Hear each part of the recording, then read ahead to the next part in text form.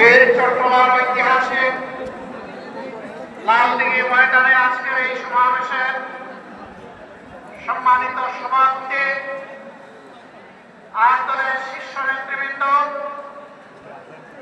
অন্যান্য কেন্দ্রীয় এবং আঞ্চলিক নেতৃবৃন্দ, স্থানীয় নেতৃবৃন্দ, বীর চট্টলাবাসী, সাংবাদিক বন্ধুগণ, আল্লাহ তাবারক ওয়া তাআলার শুকরিয়া আদায় করছি।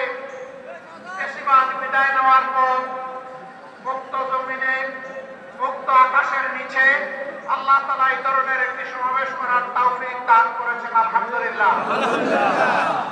15.5 বছর টানা 9 থেকে 24 সালের জুলাই মাস পর্যন্ত বাংলাদেশের মানুষ স্বস্তিতে কথা বলতে পারেনি। বাংলাদেশের মানুষের জীবনের কোনো নিরাপত্তা ছিল না।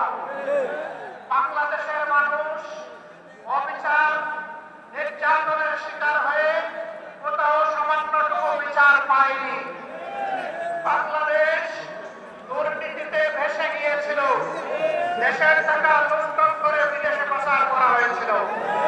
1 নয়, 2 নয়, 28 লক্ষ কোটি টাকা বাংলাদেশ থেকে বিদেশে পাচার করা হয়েছে, যা বাংলাদেশের এবারে বার্ষিক বাজেটের 60টা বর্ষ কভার করে সেই মুদ্রা বিদেশে পাচার করা হয়েছে। তারা আমাদেরকে উন্নয়নের কথা বলতো, তারা উন্নয়ন করেছিল তাদের নিজেদের, আর তারা রাস্তাঘাট এবং দালান তৈরি করেছিল রোডের বদলে বাঁশ দিয়ে। একবার একটা মেয়েকে এরকম একটা ডিবেটে বলতে শুনলাম যে আজ যদি কবি বেঁচে থাকতেন তিনি বলতেন বাঁশবাগানের মাথার উপর চাঁদ এসেছে, ওই তাদের জায়গায় চাঁদ তো আসে, বাঁশগুলো সব কই, সব বাঁশ উধাও হয়ে গিয়েছিল।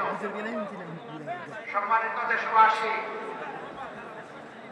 ফ্যাসিবাদীরা আমাদেরকে উন্নয়নের গল্প শোনাতো, বলতো বাংলাদেশ এখন সিঙ্গাপুর, বাংলাদেশ এখন কানাডা।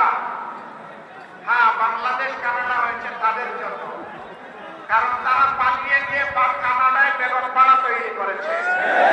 বাংলাদেশের টাকা ব্যাংকগুলো লুট করে ডাকাতি করে সিঙ্গাপুরে নিয়ে তারা ব্যবসা প্রতিষ্ঠান করেছে।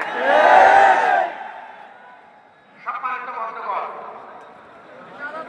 এই ফ্যাসিবাদ শুধু প্রতিপক্ষ রাজনৈতিক দলকে আঘাত করে নাই, তারা বড় আঘাত দিয়েছিল আলিম ওলামার উপর।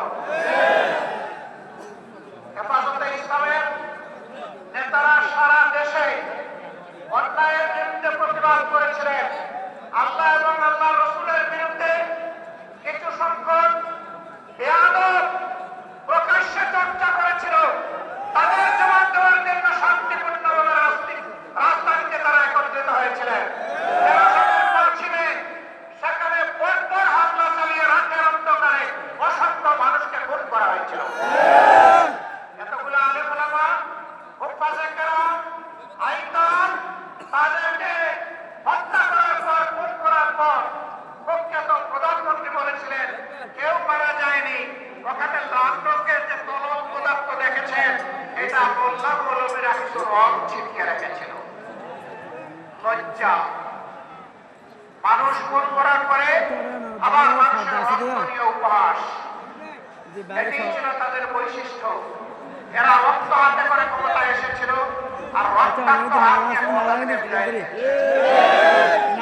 তারা ক্ষমতায় এসেছিল 9 সালে ফেব্রুয়ারি মাসের 25 এবং 26 তারিখ ঢাকার পিলখানায় তৎকালীন প্যারামিলিটারি বিডিআরের হেডকোয়ার্টারে 2 দিনে 57 জন প্রতিশ্রুতিশীল, দেশপ্রেমিক, চৌক